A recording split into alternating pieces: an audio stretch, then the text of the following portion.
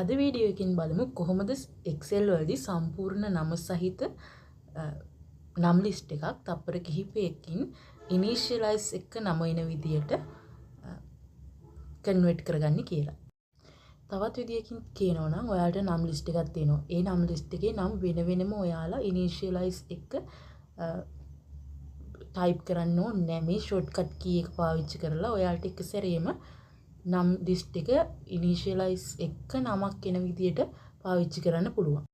Excel sheet එකේ මේ විදියට මුලින්ම නම තියෙන සෙල් එකට ඉදිරියෙන් එක ඉනිෂියලයිස් එකක් එක්ක ඔයාලට අවශ්‍ය නම ටයිප් කරන්න. ඊට පස්සේ පහළට සිලෙක්ට් කරලා